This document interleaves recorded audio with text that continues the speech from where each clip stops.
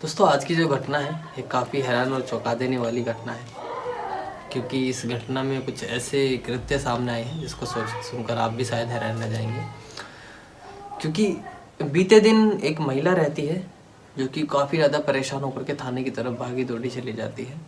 और जब वह थाने में जाती है तो थाने में जाने के बाद वह रिपोर्ट दर्ज करवाती है कि सर, उसके घर में एक व्यक्ति काम करता है जो कि उसके ऊपर काफ़ी गंदी नज़र रख रहा था, और आज जो है कई दिन से उसकी गंदी नज़र उस पर थी, और वह नौकर जो है आज उसने हद पार कर दी थी, तो उसको वो कमरे में ज़बरदस्ती खींच के ले जाने लगा।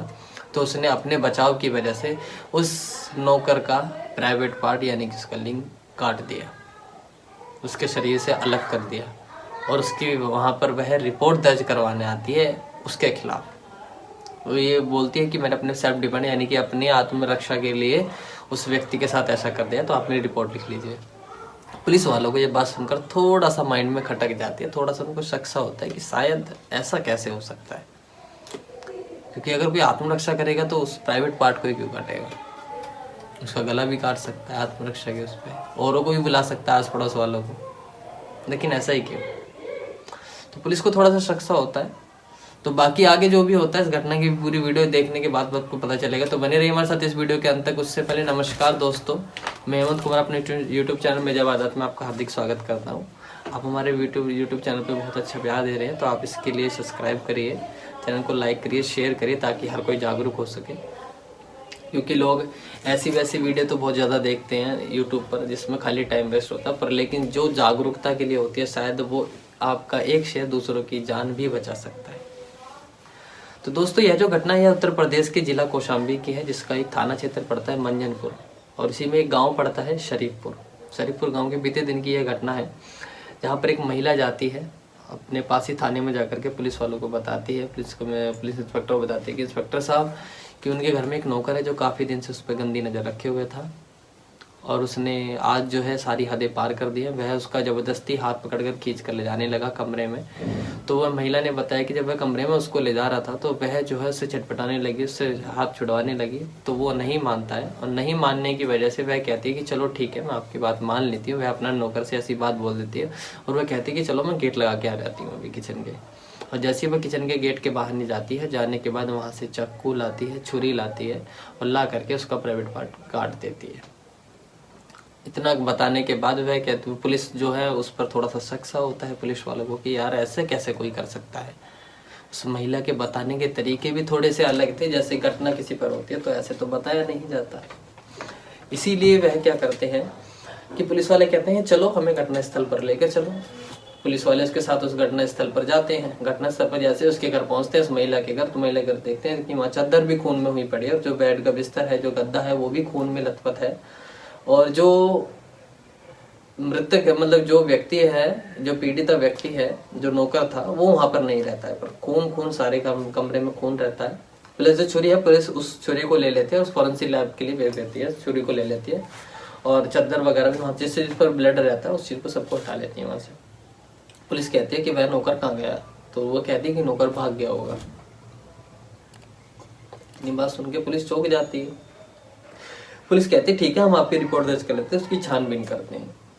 और उसकी छानबीन के बाद पता चलता है कि तुरंत पुलिस वालों का फोन बजता है इंस्पेक्टर साहब का, और वो कहते हैं कि एक व्यक्ति है जो रिपोर्ट दर्ज करवाने आए हैं, उनके बेटे की किसी ने ऐसे उसके साथ ये गलत हरकत कर दिया, उनका प्राइवेट पार्ट काट दिया है।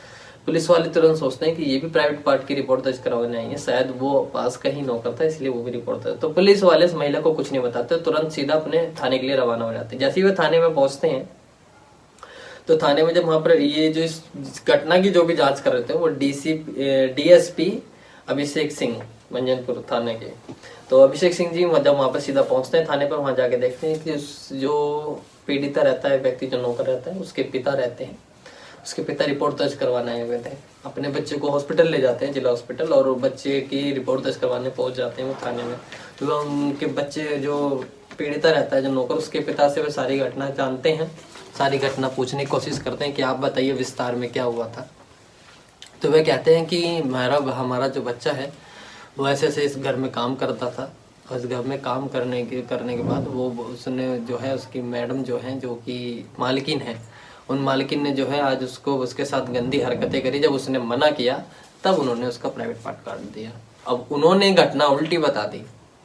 तो ये तरफ अब इस तरह अगर इस नज़रिए से देखा जाए तो वह महिला अपराधी है, और अगर महिला के नज़रिए से देखा जाए तो वह नौकर अपराधी है।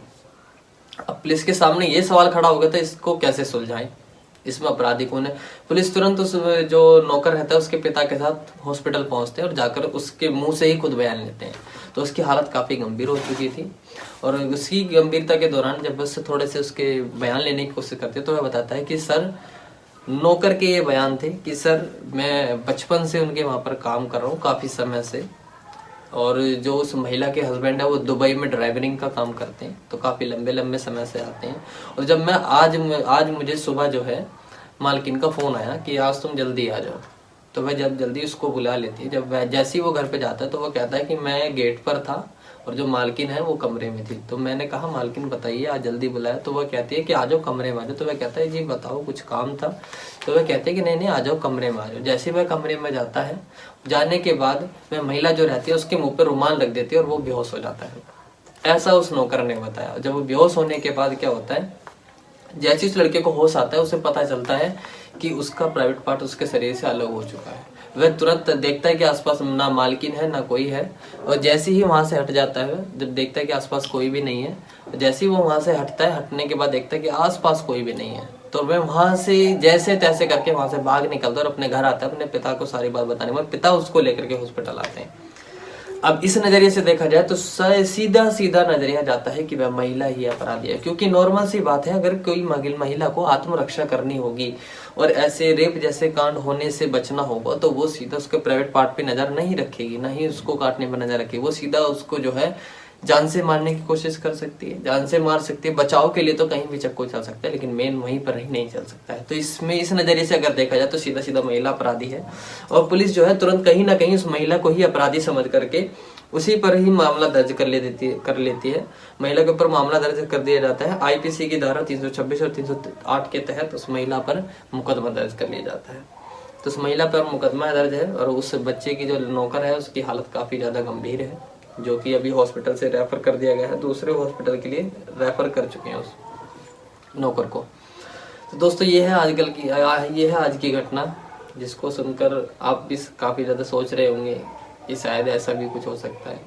वैसे आपकी इसमें क्या राय है, आपकी नजरों में कौन अपराधी है? आपको दोनों घटना हमने दोनों पहलू बताए हैं, जो नौकर का मालकिन के प्रति पहलू था और जो मालकिन का नौकर के प्रति पहलू था, वो भी हमने आपको बताया। तो आप जो इस वीडियो को देख रहे हैं तो आप जरूर बताइएगा कमेंट बॉक्स में कि आपके नजरिए से कौन अपराधी है, और इसमें क्या हो सकता है, किसको क्या सजा मिल सकती है, कौन अपराधी हो सकता है। तो दोस्तों इसके जल्दी कमेंट बॉक्स में जरूर बताइएगा, और हमारे यूट्यूब चैनल को सब्सक्राइब करिएगा, वीडियो को लाइक शेयर करिएगा, ताकि हर कोई जागरूक हो सके, क्योंकि हमारा चैनल है जागरूकता के लिए।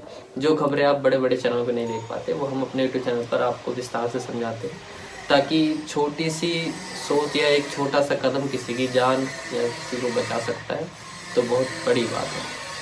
तो तब चलते हैं, विदाई लेते हैं इस वीडियो से, फिर मिलेंगे किसी अगली ऐसी किसी सच्ची घटना के साथ। तब तक के लिए अपना ध्यान रखें, सुरक्षित रहें। नमस्कार।